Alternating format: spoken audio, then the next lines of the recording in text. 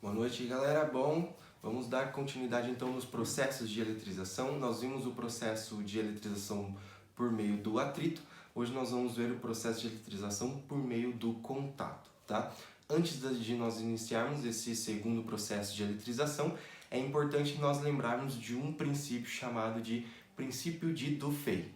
Tá? Dufay foi um pesquisador da época e ele observou que corpos com naturezas opostas se atraíam, mas corpos de mesma natureza se repeliam. Ou seja, dentro da eletricidade nós temos, portanto, que corpos carregados com cargas de mesmo sinal, eles irão se repelir. Então, se eu tenho um corpo negativo e um corpo negativo, esses corpos eles vão tender a se afastar um do outro, manter o mais longe possível um do outro.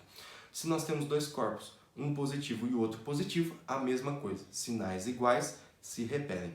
Porém, se nós temos um corpo positivo e um corpo negativo, esses corpos eles vão sentir a atração. A tendência é de que um fique mais próximo do outro possível. Tá? Esse é o princípio de Dufay. Esse processo de eletrização por contato, ele basicamente funciona com antes, durante e depois, tá? Levando em conta principalmente o princípio de conservação de carga.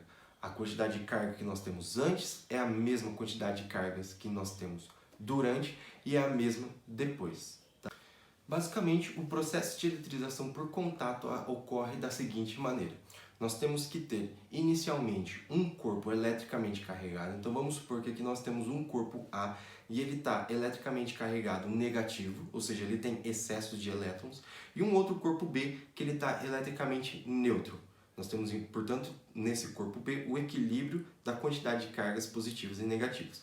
Quando ocorre o contato entre esses corpos, na natureza, nunca um corpo ele quer ficar no seu estado que não é o estado natural, ou seja, o estado de equilíbrio.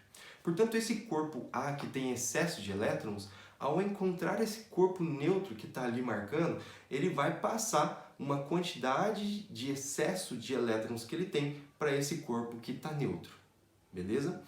Ao separar esses corpos, esse corpo que estava neutro ficou eletrizado, certo? Então, o processo de eletrização por contato nada mais é do que a transferência de cargas elétricas de um corpo para o outro quando eles entram em contato. Uma coisa importante que nós precisamos saber do processo de eletrização por contato. Se eu tenho esse cara aqui, ó, ele tem, por exemplo, 2 coulombs de cargas em módulo. Tá? Eu sei que ele tem carga elétrica negativa, mas em módulo ele tem uma quantidade de carga elétrica de 2 coulombs. Esse cara tem 0. Quando eu encosto e separo, a quantidade de carga elétrica entre esses dois corpos aqui é igual. Ou seja, se esse cara tinha 2 e esse cara tinha 0, eu juntei, a soma durante o contato continua sendo 2 coulombs, só que repartida entre dois corpos. Quando eu separo esses dois corpos, nós vamos ter, portanto, esse cara aqui com 1 coulomb e esse cara aqui também com 1 coulomb. Ou seja, no final do processo de eletrização por contato, nós vamos ter que a quantidade de carga elétrica em módulo dos dois corpos são iguais. Porém, isso só é válido se esses dois corpos forem de mesmo material e eles forem de mesmas dimensões, ou seja, dois corpos idênticos. A maior parte dos exercícios sempre abordam corpos idênticos. Tá? Dificilmente a gente vai encontrar exercícios que falam de corpos com dimensões diferentes. O que nós precisamos saber é que quanto maior for a dimensão de um corpo, maior é a quantidade de cargas elétricas que ele consegue conter. Portanto, se nós temos um corpo pequenininho em contato com um corpo muito grande, esse corpo muito grande vai acabar tendo uma quantidade de carga elétrica maior do que esse corpo que tem menores dimensões. Portanto, esse processo de eletrização por contato nada mais é do que quando nós temos o contato entre 2 ou mais corpos. o que nós temos que ter inicialmente é que um deles tem que estar eletricamente carregado, tanto com excesso ou com falta de elétrons, e no final das contas o que nós vamos ter depois de separar esses corpos é que a quantidade de carga elétrica de um corpo vai ser igual a do outro, que vai ser igual a do outro e vai ser igual a do outro, quando todos estiverem em contato ao mesmo tempo.